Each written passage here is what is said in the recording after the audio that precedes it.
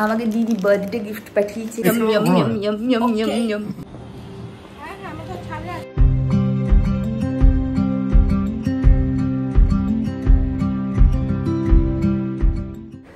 আমাকে দিদি birthday gift পাঠিয়েছে। বেসিক্যালি আমাকে বলেছিলাম, ও বলছিল তোর কী চাই, তা আমি বলেছিলাম আমার জন্য কিচ্ছু আর পাঠাস না, বাড়িতে পরার কতগুলো টি শার্ট পাঠাস। তা আমি ওকে লিঙ্ক পাঠিয়েছিলাম, তো সেই অনুযায়ী পাঠিয়েছে। তোমাদের খুলে দেখাচ্ছি কী কী রঙ আছে।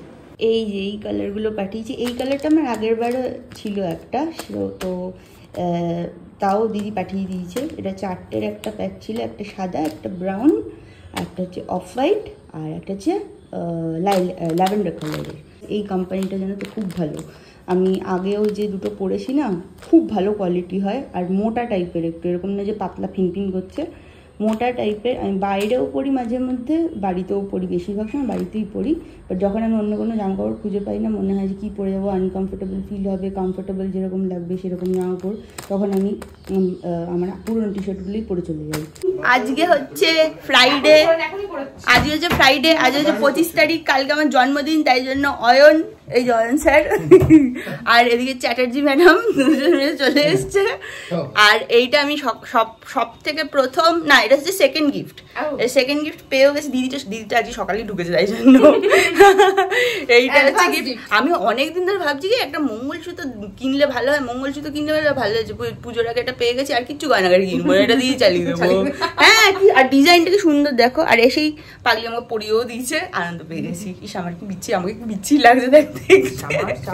আর পিছনে আমার অয়ন জামা চেঞ্জ করছে। আমাকে মোটামুটি এখন অব্দি জাগিয়ে রাখা হয়েছে, কেন বলেছে যে তুই প্রত্যেকবারের মতো এবারে ঘুমিয়ে পড়িস না, দয়া কর একটু আমাদের উপরে, তাই জন্য আমি অতি কষ্টে জেগে রয়েছি। আর এইটা হচ্ছে, হ্যাঁ ওর, আর এটা হচ্ছে আমাদের কেক আজকে। Yam yam yam yam yam yam yam yam.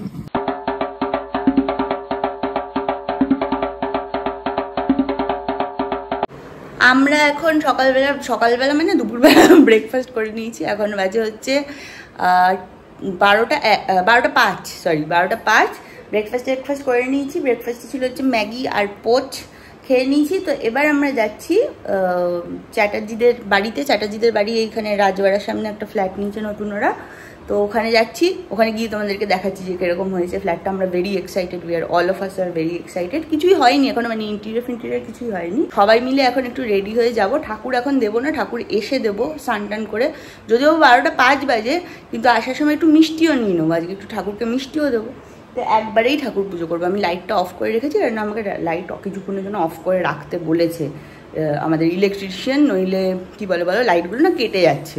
আমাদের যেহেতু সারাক্ষণ লাইট জ্বলতে থাকে, তাই জন্য আমি এখন সকালবেলা যেহেতু আলো এমনিতেই আসছে, তাই জন্য একটু কিছুক্ষণের জন্য অফ করে রেখেছি। তো চলো এবার বেরোনো যাক। চ্যাটার্জির ফ্ল্যাটটা রাজবাড়াতেই নিয়েছে, আমাদের সাউদার্ন বাইপাস যেটা, সেটার একদম মেন রোডের উপরেই। যদিও বা এই এরিয়াটা ডেভেলপ হতে এখনও সময় লাগবে। এগুলো তো আসলে সিটির এক্সটেনশন, মেন সিটি থেকে অনেকটাই দূর, তাই লোকাল ট্রান্সপোর্ট যে খুব ভালো সেটা নয়, মোটামুটি বললে চলে যাওয়ার মতো বললেই চলে। তবে একবার মেট্রো চালু হয়ে গেলে অনেকটা সুবিধা হবে। কমপ্লেক্সটা বিশাল বড়, এখনও পর্যন্ত 2টো টাওয়ারই মাত্র কমপ্লিট হয়েছে, কিন্তু কাজ চলছে। ওনাদের যিনি এজেন্ট আছে তার সাথে কথা বলতে উনি বললেন যে প্রপারলি সব কিছু শেষ হয়ে হ্যান্ডওভার দিতে এখনও 9 করেও 1 বছর। ওনারা আগেই টার্গেট রেখেছিলেন, কিন্তু মাঝে করোনা এসে যাওয়াতে অনেকটা ডিলে হয়ে গেছে।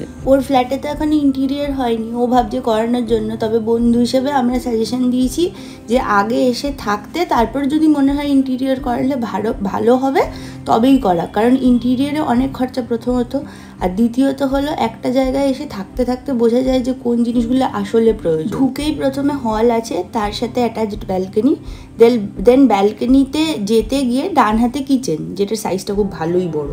তারপরে আছে প্যাসেজ একটা ছোট্ট, বাঁ পাশে বাথরুম, ডান দিকে একটা বেডরুম, দেন ডান হাতেই আরেকটা বেডরুম, যেটাকে ওরা স্টাডি বানাতে পারবে বা ঠাকুর ঘর বানাতে পারবে বা গেস্ট রুম বানাতে পারবে।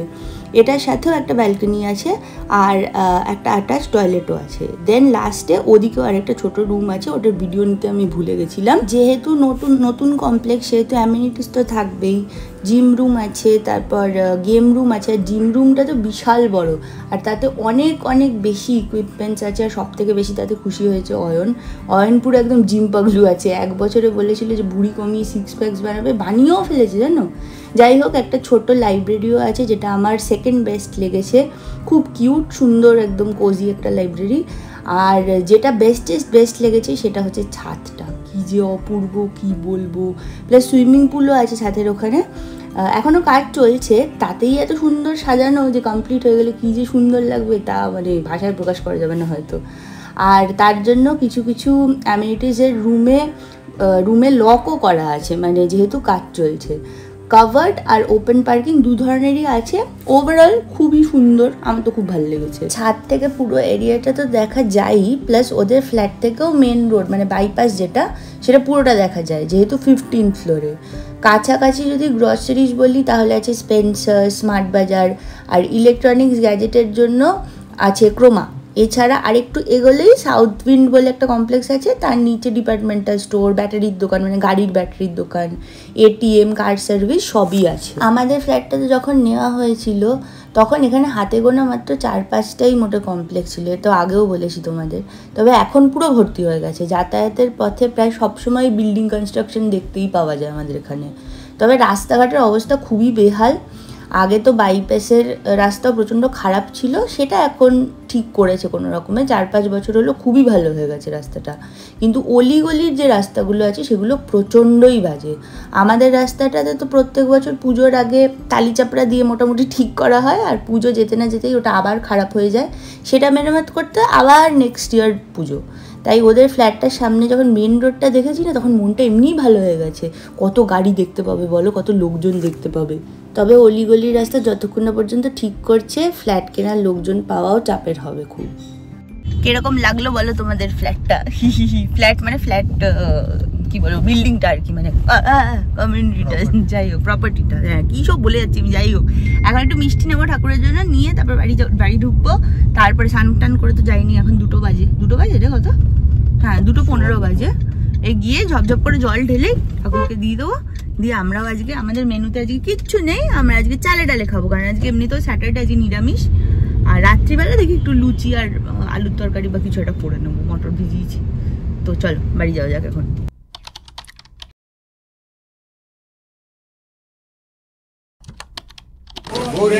এত ভালো মাছগুলো দেখতে, নিয়ে নাও গৌরদা, নিয়ে নাও।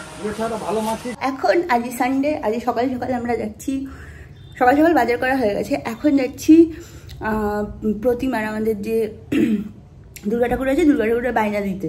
চলো, আর আমাকে সবাই ওয়েট করছে, অ্যাকচুয়ালি আমার দেরি হয়ে গেছে, নিচে যাওয়া যাক, চলো গিয়ে দেখাচ্ছি ওখানে। আমাদের কমপ্লেক্সের সামনেই প্রতিমা গড়েন একজন আছেন এমন, তার নাম পচা। উনি প্রত্যেকবার আমাদের দুর্গা প্রতিমা প্লাস কমপ্লেক্সে যত পুজো হয়, মানে সরস্বতী পুজো, লক্ষ্মী পুজো, কালী পুজো, গণেশ পুজো, সব পুজোরই মূর্তি ওনাকেই বায়না দেওয়া হয়। এবছর আমাদের প্রতিমার সাইজও একটু বড় বায়না দেওয়া হয়েছে জানো। এই সময়টাই তো আসল মজার বলো, ঠাকুরের বায়না, পুরোহিত, ঢাকি, কামারের সাথে কথা বলা, ভোগের রাঁধুনি ঠিক করা, প্যান্ডেল যিনি বানাবেন তার সাথে কথা বলা। এগুলোর সময় যেমন হেকটিক হয়, তেমনি আনন্দও হয়। বাড়ির মেয়ে বাড়িতে আসছে বলে কথা, তারপর দেখতে দেখতে পুরুত করে পুজোর দিনগুলো কেটে যায়। তাই জন্য এই সময়টাতে যত মজা করার করে নিই। আমার জন্মদিনের স্পেশাল লাঞ্চটা কিন্তু সানডেই হয়েছিল, অয়নদা আর মেঘা মিলে অ্যারেঞ্জ করেছিল। হেভি খেয়েছি, আলু পোস্ত, ভাজা ছিল, তারপরে ওই পটল ভাজা, শাক ভাজা, বেগুন ভাজা, অনেক রকমের ভাজা, ডাল ছিল, তার সাথে ছিল চাটনি, পাঁপড় ভাজা, আর মেন ইলিশ মাছ। দুপুরবেলা জম্পেশ খেয়ে দিয়ে একটু রেস্ট নিয়ে সন্ধ্যাবেলা চলে গেলাম নিমন্ত্রণ বাড়িতে। এই সেই অভিজ্ঞ ব্যক্তি যার অন্নপ্রাশনে সেদিন আমরা খেতে গেছিলাম, নিমন্ত্রিত ছিলাম।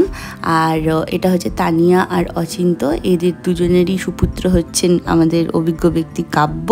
ওনাদের অ্যারেঞ্জমেন্টের সাথে মানে যে থিমটা ছিল না, পরে আমরা রিয়েলাইজ করেছি ওদের থিমের সাথে আমাদের গিফটটাও ম্যাচ করে গেছিলো, কারণ আমরা ছোটা ভীমের ব্রেসলেট দিয়েছিলাম। তো হ্যাঁ, ওরা সুন্দর অ্যারেঞ্জমেন্ট করেছিল। আর আমি এখানে হাতের মধ্যে একটা ট্যাটু করে নিয়েছি, কারণ মন থেকে তো আমি বাচ্চাই বলো, ওখানে বাচ্চাদেরই করা ছিল, কিন্তু আমি এক ফাঁকে করে নিয়েছি। তো এই ছিল আমার বার্থডে উইকেন্ড ব্লগ। যদি তোমাদের ভিডিওস ভালো লাগে তাহলে লাইক করে দিও আর সাবস্ক্রাইব করে নিও। আবার তোমাদের সাথে দেখা হবে with a brand new blog the next day. Till then always stay safe, stay healthy and stay very very very happy. By.